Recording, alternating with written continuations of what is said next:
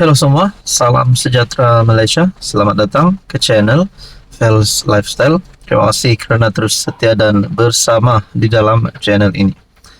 Inilah berita yang Anda nantikan, yang paling dinantikan oleh rakyat Malaysia, khususnya di negeri Sabah. Baru-baru ini kita mendengar banyak kabar angin dan banyak cadangan oleh rakyat di Sabah, negeri di bawah Bayu, berkenaan dengan calon-calon TYT yang baru. Nah, netizen di dalam ruangan komen channel ini ada membuat kenyataan, memberikan cadangan banyak nama TYT yang baru. Selepas terdapat kabar angin bahawa TYT baharu yang bakal dilantik mungkin Musa Aman, iaitu bekas Ketua Menteri Sabah. Lalu di dalam ruangan komen banyak yang memberikan cadangan yang lain. Contohnya Syafiq Abdal dan beberapa lagi nama yang lain. Tapi saudara-saudara yang saya amat hormati, ini adalah satu keputusan rasmi. Kali ini bukan rasmi dari Kementerian Netizen, tapi betul-betul rasmi. Kalau orang Sabah cakap, ini betul-betul, bukan bohong.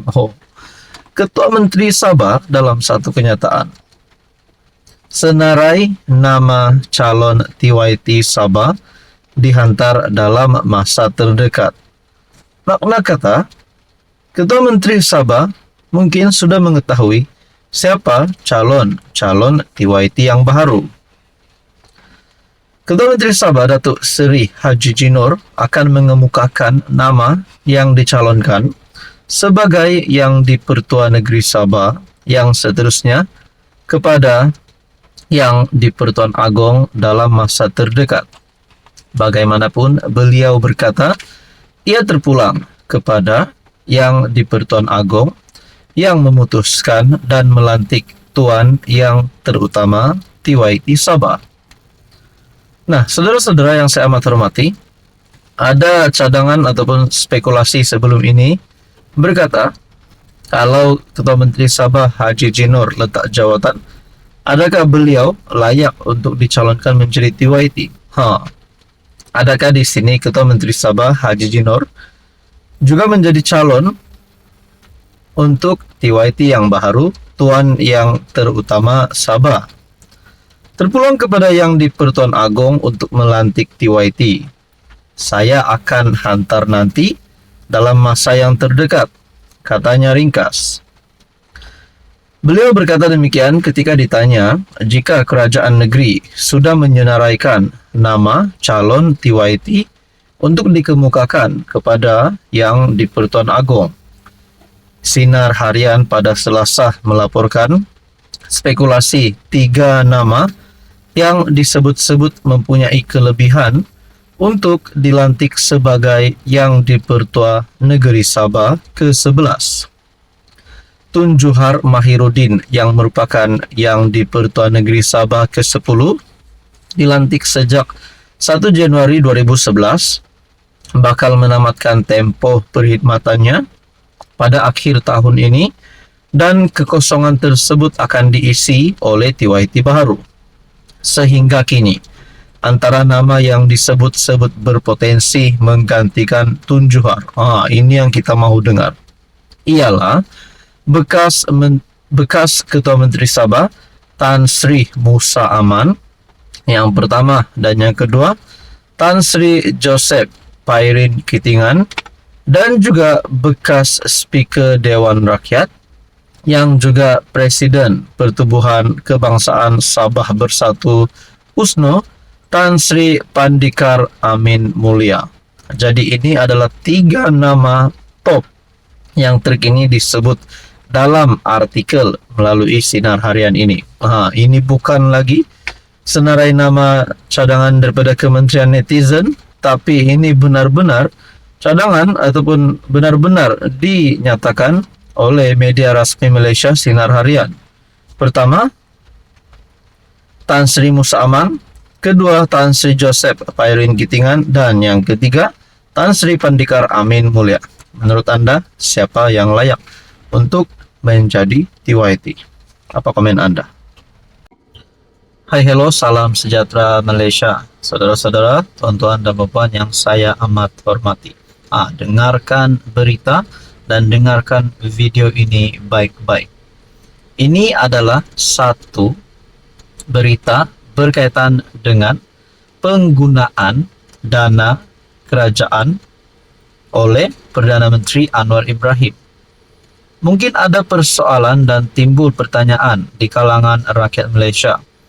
Bagaimana perjalanan keuangan penggunaan dana semasa Anwar Ibrahim membuat lawatan rasmi ke luar negara?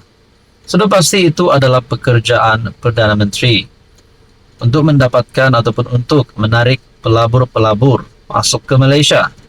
Namun rupanya ada saja cara daripada kepimpinan yang memusuhi Anwar untuk menjatuhkan Anwar.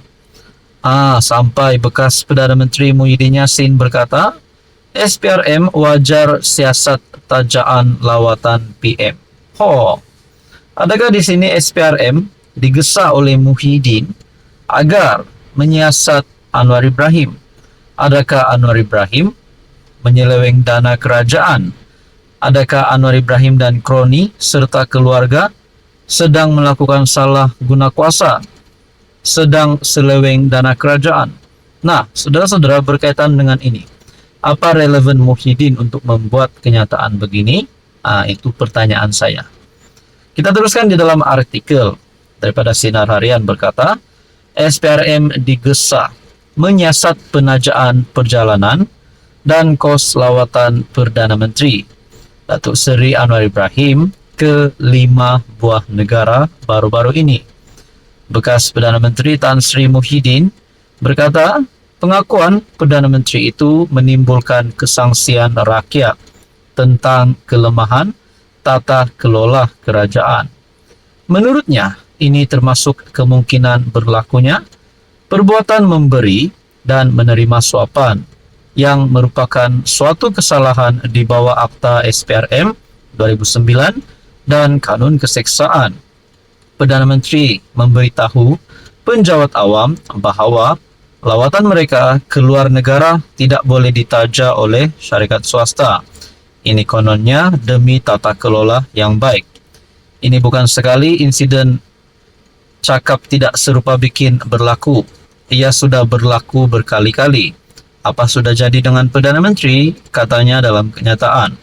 Jelasnya insiden yang berlaku sudah tentu menyebabkan rakyat kurang percaya terhadap Perdana Menteri. Dan berkaitan dengan isu ini, Menteri Komunikasi Fahmi Fadzil telah membuat satu kenyataan melalui perkongsian Malaysia Kini, RM1,66 juta untuk lawatan PM ke luar negara. Jimat RM900K. Ini barulah yang nak didengar oleh rakyat Malaysia dan perlu difahami oleh rakyat Malaysia. Rupanya lawatan Anwar ke luar negara, rupanya jimat sehingga RM900.000. Menurut kenyataan daripada Menteri Komunikasi, kerajaan hanya membayar RM1,66 juta atau 27% kos lawatan rasmi Perdana Menteri Anwar Ibrahim ke 5 buah negara berbanding kos sebenar RM6,162 juta. Selebihnya RM4,5 juta atau 73%, kata jurucakap kerajaan Fahmi Fadzil, ditanggung oleh syarikat yang terlibat. Kalau dah Fahmi Fadzil kata begini, apa pula komen daripada kepimpinan pembangkang, terutamanya Muhyiddin Yassin? Saudara-saudara, apa komen Anda?